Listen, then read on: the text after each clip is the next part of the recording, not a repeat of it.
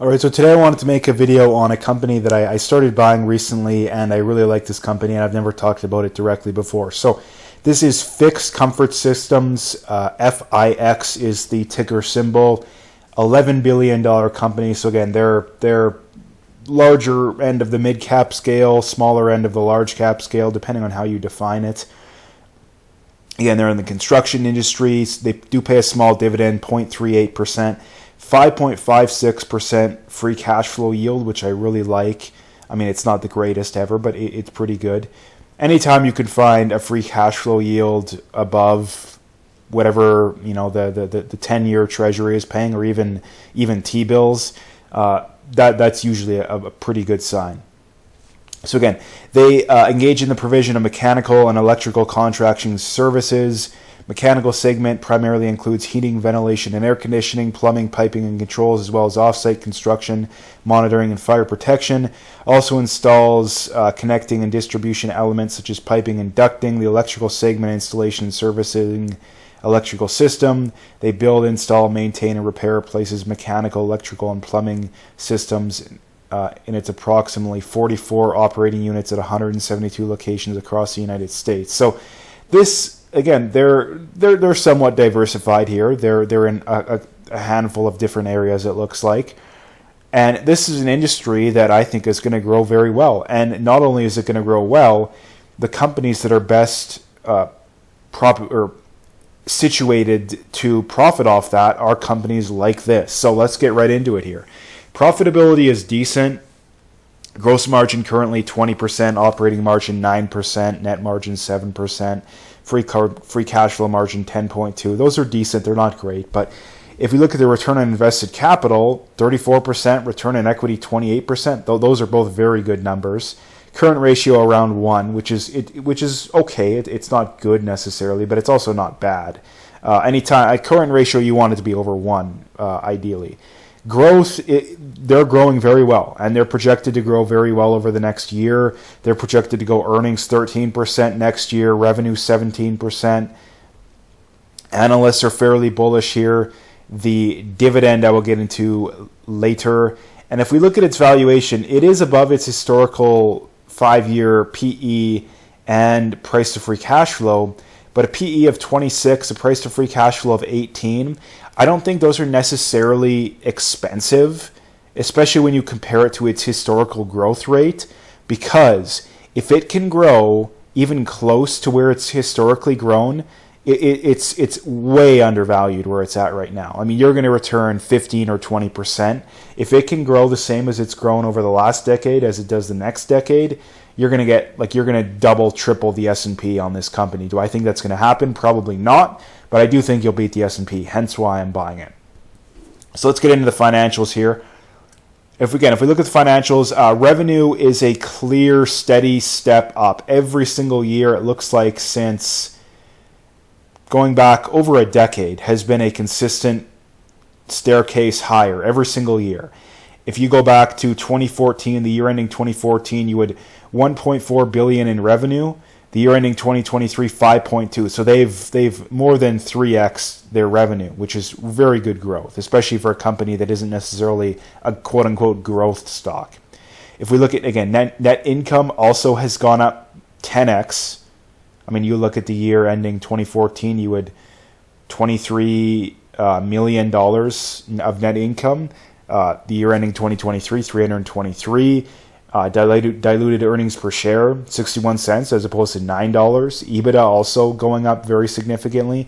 If we look at the balance sheet, I think they could be definitely in a little bit better of a situation here, but it's not concerning by any means. I mean, $2 billion in liabilities on an $11 billion market cap, that's not necessarily concerning. Ideally, it would be a little bit lower, but it's not necessarily concerning by any means. If we look at the dividend here, this is another thing I really like, and it's only 0.38%. A lot of people see that and they're like, oh, that's not a good dividend. What are you talking about? But the key when it comes to dividend of investing, in my opinion, is dividend growth. It's not the current dividend. The current dividend is irrelevant because what you want is growth. You don't want a company like AT&T, yeah, it pays a 6% dividend or whatever it is, 7%, but the share price is going nowhere. Realty Income, another example of this. The share price is going nowhere. Yeah, it pays a 5.5% dividend, but who cares? Because when you account for dividends over the last 5 years, I don't even know if you're beating T-bills, to be honest. So this is what you want. This is what you want. You want dividend growth. And not only is it growing its dividend, the 10-year compounded annual growth rate is 18%. The 3 years, 37%. So they are growing their dividend very, very quickly, which is exactly what I like. That's what I like to see here. Look at that growth. I mean, if you go back 5 years, your yield on cost is only 2.3%. That's not that great. But if you go back 10 years, it's 8%. So this is what I like. Hold the company for 10 years. You're going to have, again, and if they keep growing it faster than they did over the last 10 years, it's going to be higher. At this rate, it's going to be 10, 12, 15%. So simply just buy and hold. That's all you got to do there.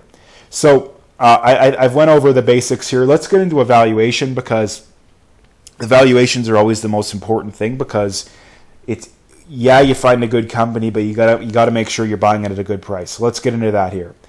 If we look at its historical valuations here, I mean, they've grown earnings at, if I go back over the last 10-year period, basically the lowest I can find here is about, 28% that they've grown earnings. So I don't think they're going to grow at 28%, but I think that they can grow fairly quickly. If we go back 10 years, the average PE is 21.35. The latest is actually a little bit lower.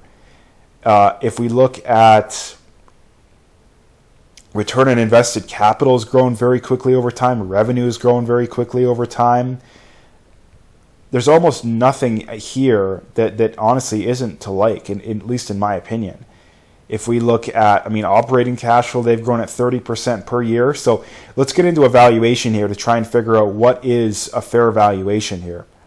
If we assume that it grows net income or earnings by 12% per year, which is pretty much less than half what it's grown over the last decade or even 5 years. It buys back 1% of shares, which is about what it's been doing over the last 5 years. It grows its dividend at 20% per year, which is less than what it's done over the last 3 years or 5 years. And it trades for a 20 PE, which is basically its 10-year average or 5-year average. You're going to return 10.5% per year, and the fair value is actually a little bit above where it's currently at. So let's say it grows earnings at 15% per year. Well, that means fair value is 35% above where it is, and you're going to grow at 13% per year. If you go at 20% per year, which I think is possible, I don't think it's going to happen, but that would mean that the stock's egregiously undervalued, and it's going to grow at 18% per year. I think that's too aggressive. I'd say like 12, 13% per year is probably more realistic. And if that's how you play it, it's undervalued where it's at right now. I think again, obviously I could be wrong here, but in my opinion, the worst case scenario is this company's fair value where it's at right now. Because if it can grow how it's projected to grow, there's no reason that this company shouldn't be trading above where it's at right now. And there's no reason you should, and more importantly, there's no reason you shouldn't beat the S&P over the next 5 years and 10 years. And that's exactly what I'm looking for, and what you should be looking for, is that if a company you're buying isn't going to beat the S&P, what's the point in buying it? Right? What's the point in buying it? So that's why I like this company. I think it's a good industry. I think if anything, it's undervalued where it's at right now. Obviously, I could be completely wrong here. Take everything I say with a grain of salt as usual. But this is my thoughts. So like I said, I'm buying this company where it's at right now. It is in a bit of it's kind of trading sideways lately. If we look year to date, it's basically traded sideways ever since the end of February, early March. It was up from January 1st until early March. It was up 63%. But year to date, it's up 60%. So ever since March, it's actually down slightly from that peak. So I think that if you can get, it looks like it's kind of pulled back a handful of times into the high 290s, right around 300, or right around between 290 and 300 looks like it's support. And it's currently at 313. So it's basically within a handful of percentage points from that support. So if you're got a little bit of cold feet here, maybe you set like a 295 or a 300 price alert, and when it hits that, then you buy, or you simply set a limit order, whatever you prefer. That's just my opinion here. I think this is a really good company. It's done extremely well. It has almost nothing of concern here. I mean, it's not overvalued. It's growing very well. The balance sheet's the only thing I think could be a little bit better, but it's not concerning by any means. So anyway, that is what I wanted to bring up today. If you liked the video, please like, comment, subscribe, all that good stuff, and stay tuned for more.